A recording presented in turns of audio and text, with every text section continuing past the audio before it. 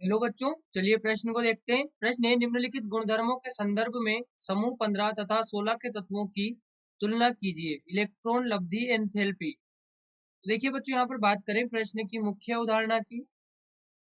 मुख्य अवधारणा तो देखें, हमारे पास में इलेक्ट्रॉन लब्धि एंथैल्पी क्या होती है। इलेक्ट्रॉन लब्धि इलेक्ट्रॉन लब्धि एंथैल्पी तो समझे, जब किसी तत्व में इलेक्ट्रॉन को जोड़ा जाता है, जब किसी तत्व में इलेक्ट्रॉन को जोड़ा जाता है तो कुछ ऊर्जा निष्कासित होती है। यहाँ पर यहाँ पर इसे इस प्रकार से समझें, जब किसी उदासीन परमाणु में जब किसी उदासीन परमाणु में इलेक्ट्रॉन इलेक्ट्रॉन जोड़ा जाता है जोड़ा जाता है तो ऊर्जा निष्कासित होती है ऊर्जा निष्कासित होती है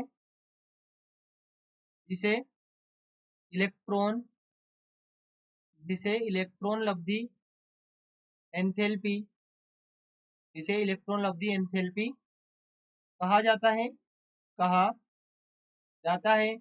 तो देखिए, हमसे कहा गया है समूह 15 और 16 के तत्वों की तुलना करनी है। तो देखिए, हमारे पास में समूह 15 में कौन तत्व होते हैं। तो यहाँ पर ये समूह 15, यहाँ पर हो गया नाइट्रोजन, फॉस्फोरस, आर्सेनिक, एंटीमनी और बिस्मिथ। इसके बाद में हम बात करें समूह 16 की। तो समूह 16 में हमारे पास हो गया ऑक्सीजन, सल्फर, सिलेनियम, टेल्यूरियम और पोलोनियम। तो देखिए, यहाँ पर हम बात करें यदि इनके इलेक्ट्रॉनिक विन्यास की, हम यहाँ पर इनके बाह्यतम कोश के इलेक्ट्रॉनिक विन्यास की बात करते हैं। तो इसका जो बाह्यतम कोश का इलेक्ट्रॉनिक विन्यास होगा NH2NP3 होगा। और यहाँ पर समूह 16 का बाह्यतम कोश का इलेक्ट्रॉनिक विन्यास NH2NP4 होगा। ये यहाँ पर हमने लिखा है बाह्यतम कोश का इलेक्ट्रॉनिक विन्यास, बाह्यतम कोश का। यहाँ पर ये भी हमारे पास में बाह्यतम कोश का है। अब समझे, होता क्या है कि जो यहाँ पर NP3 है, हमें पता है यहाँ पे प्यूप कोश अर्धभरित है, प्यूप कोश अर्धभरित है, जो कि स्थायी है, जो कि स्थायी है। अब यहाँ पर समझे कि जो NH2NP4 है, NH2NP4 का अर्थ क्या हुआ। यहाँ पर जो NP4 है, अब NP4 में इलेक्ट्रॉन किस प्रकार से होंगे। तो यहाँ पर ये प्यूप कोश और इसमें इलेक्ट्रॉन इस प्रकार से होंगे, 1 2 3 और ये 4। अब देखिए, यदि हम इसको 2 इलेक्ट्रॉन और दे दें, यदि हम इसको 2 इलेक्ट्रॉन और दे दें, तो यहाँ पर ये पूर्ण भरित हो जाएगा। और पूर्ण भरित हो गया अगर पी उपकोश, तो यहाँ पर हमें पता है कि अर्धभरित या पूर्ण भरित पी उपकोश या कोई सा भी उपकोश हो, वो अर्धभरित हो या पूर्ण भरित हो, स्थायी होता है। और यहाँ पर कारण क्या है, अब ये यदि यहाँ पर 6 इलेक्ट्रॉन हो जाएंगे, यदि ये P6 हो गया मान लीजिए, तो 2 इलेक्ट्रॉन यहाँ पर है, तो इसका तो अष्टक पूर्ण हो गया, इसका तो अष्टक पूर्ण हो गया यहाँ पे, तो ये स्थायी हो जाएगा। तो ये इलेक्ट्रॉन को अपनी ओर आकर्षित करने की यहाँ पर प्रवृत्ति दर्शाएगा, ये यहाँ पर इलेक्ट्रॉन को अपनी ओर आकर्षित करने की प्रवृत्ति दर्शाएगा। इसका एक कारण और क्या है, एक कारण तो यहाँ पर ये हो गया कि इसमें 2 इलेक्ट्रॉन अगर आ गए तो इससे हो जाएगा। दूसरा कारण इसका ये कि इनका आकार होता है समूह 15 से छोटा, और समूह 15 से यदि आकार छोटा है तो नाभिक से इनके इलेक्ट्रॉन ज्यादा आकर्षित होंगे। समूह 16 के जो तत्व है, इनके नाभिक से इनके इलेक्ट्रॉन ज्यादा आकर्षित होंगे, तो यहाँ पे इलेक्ट्रॉन ग्रहण करने की इनकी प्रवृत्ति अधिक होगी। यहाँ पर हम कह सकते हैं समूह 16 के तत्वों की 16 के तत्वों की जो यहाँ पर इलेक्ट्रॉन ग्रहण करने की प्रवृत्ति है, इलेक्ट्रॉन ग्रहण करने की प्रवृत्ति समूह 15 के समूह 15 के तत्वों से अधिक होगी अधिक होगी, क्योंकि समूह 15 के तत्व तो इलेक्ट्रॉन को ग्रहण करना ही नहीं चाहेंगे, क्योंकि ये तो पहले से ही स्थायी है। अब यदि इलेक्ट्रॉन लेंगे तो इलेक्ट्रॉन लेकर ये अस्थायी तो होना नहीं चाहेंगे, तो इसलिए स्थायी अवस्था में रहने के लिए अर्धभरित ही रहना पसंद करेंगे। तो यहाँ पर ये इलेक्ट्रॉन को ग्रहण नहीं करते।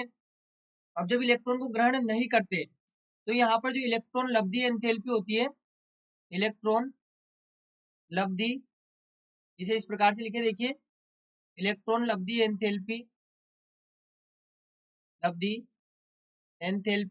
अब देखिए, यदि ज्यादा ऊर्जा, अब यहाँ पर इलेक्ट्रॉन ग्रहण करने की प्रवृत्ति किसकी, समूह 16 की अधिक है। तो यहाँ पर जब ये इलेक्ट्रॉन ग्रहण करेगा तो इलेक्ट्रॉन लब्धि एंथैल्पी उच्च ऋणात्मक होगी। उच्च ऋणात्मक किसकी होगी? समूह 16 की होगी, क्योंकि जितने ज्यादा इलेक्ट्रॉन ये जितनी ज्यादा आसानी से इलेक्ट्रॉन ग्रहण करेगा उतनी ही ज्यादा यहाँ पर ये ऊर्जा निष्कासित करेगा।